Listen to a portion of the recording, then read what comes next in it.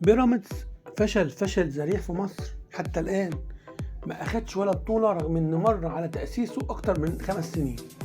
ولا بطولة رغم إن مر على تأسيسه أكتر من 5 سنين. طب إزاي كده؟ ده عنده فلوس الدنيا، إزاي ما ينجحش؟ عايز أقول لك إنك عشان تنجح كنادي مصري هنا في مصر لازم يكون عندك 4 حاجات. ال4 مهمين زي بعض، ولو واحدة فيهم قلت هتفرق معاك كتير جدا في البطولات. أول حاجة محتاج فلوس عشان تعرف تشتري لعيبة على أعلى مستوى، وده موجود عند الأهلي، موجود عند بيراميدز، وموجود برضو عند الزمالك. 3 عندهم فلوس، ممكن بيراميدز فلوس أكتر شوية والأهلي بينافسوا، الزمالك أقل شوية، بس نقدر نقول ال3 عندهم فلوس. إيه كمان؟ محتاج كمان عشان تنجح هنا في مصر محتاج جماهير، وهنا نقدر نقول ان الاهلي مكتسح. جماهير الاهلي في مصر هنا من 70 ل 85% من السكان، متخيلين الرقم؟ 70 80 مليون مصري اهلاوي، والزمالك 20 25 مليون 30 مليون، وبيراميدز مفيش. يعني هي الجماهير بتفرق قوي كده؟ طبعا الجماهير دي صوت بيزعق للعيبه وبيزعق للنظام وبيزعق للتحكيم وبيزعق، فبيتعمل له 1000 حساب. عشان كده الاهلي جماهيره عامله دوشه، فلازم نراضيهم ونعمل لهم اللي هم عايزينه. اللعيبه بتلعب خايفه من الجمهور. ده رمضان صبحي بس ساب الاهلي، الجمهور مش سايبه حتى الان. عبد الله السعيد ساب الاهلي، الجمهور مش سايبه حتى الان. هي كده، الجمهور له تأثير كبير. الزمالك عنده جماهير صغيرة شوية أقل من الأهلي، فبرضه ضغط عليه ومزنقة عليه وعاملة ضغط. لكن بيراميدز ما عندوش جمهور، فبرضه من أسباب فشل بيراميدز ما عندوش حد يشجعه، ما عندوش حد يقف في ظهره، ما عندوش حد يزعق ويقول الحقوا بيراميدز اتظلم هنا عمل هنا، مفيش. دي تاني حاجة. يبقى احنا قلنا أول حاجة الفلوس، تاني حاجة الجمهور، ثالث حاجة التحكيم. شوف تحكيم اللي موجود في مصر اللي بيحكم لبيراميدز، هل هو نفس التحكيم بتاع الزمالك؟ هل هو نفس التحكيم بتاع الأهلي؟ لا طبعا.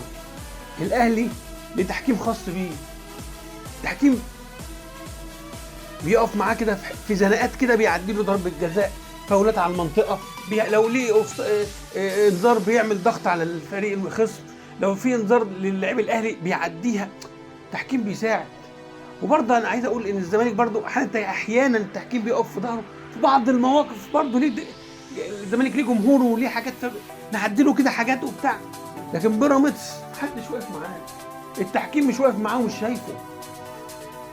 شايفه. دي تالت حاجه. طب رابع حاجه ايه بقى؟ الاعلام. يا هو الاعلام مهم؟ طبعا الاعلام مهم جدا. شوف، في اعلامي اسمه محمد شبانه، وسام ابو علي اللي هو لعب ماتش واحد مع الاهلي، ماتش الداخليه، جاب جول من انفراد وجول ضربه جزاء. بعد الماتش ما خلص طلع قال الحقوا بعبع الاهلي الجديد وسام ابو علي اللي جاب جولين ولعب ماتش واحد مع الاهلي بقى بعبع. فبيعمل ضغط على لعيبه الانديه كلها، وسام ابو علي بعبع، كله يخاف منه خلاص بقى. وشريف المخيف واللي جاور السعيد يسعد وهكذا عاملين تضخيم من لعيبه الاهلي، بيعلوا منهم، فتلاقي الفريق ليه مكانه والانديه دي اللي خايفه منه. طيب لو في اي حكم لعب كده مع الاهلي، الاعلام كله يلحق، ده ظلموا الاهلي، ده ما يستحقش، حب نفسك يا عم الحكم، الحكم ده المفروض ما يحكمش تاني الاهلي مدى الحياه، ده احنا المفروض فتلاقي الاعلام واقف مع الاهلي، ضغط على التحكيم، وضغط على المنظومه، وضغط على اتحاد الكوره، اجلوا لهم ماتشات، اعملوا لهم. لكن الزمالك ليه اعلاميين؟ طبعا ليه اعلاميين، بس مش بقوه الاهلي، بس ليه اعلاميين وبيضغطوا وبيعملوا اللي عليهم، بس مش زي الاهلي طبعا. اعلاميين الزمالك اقل.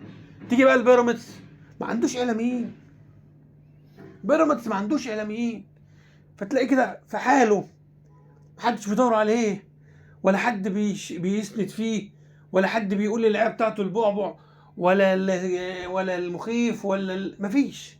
فاللعيبه بتاعته بتلعب ومفيش اي تشجيع. عشان كده بيراميدز ما نجحش في مصر، ومفيش نادي ينجح في مصر الا لو توفر معاه الاربع حاجات دول: فلوس،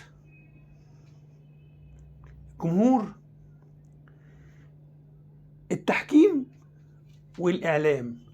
الاربعه دول موجودين في الاهلي بنسبه كبيره جدا بقوه شديده، موجودين في الزمالك بقوه اقل، مش موجودين في بيراميدز غير الفلوس بس. وده اللي يفرق بيراميدز عن بقيه الانديه الجماهيريه زي الاهلي والزمالك. وصعب ان اي تجربه في مصر تنجح بالفلوس بس، بالفلوس بس مش هتنجح، وبيراميدز خير مثال.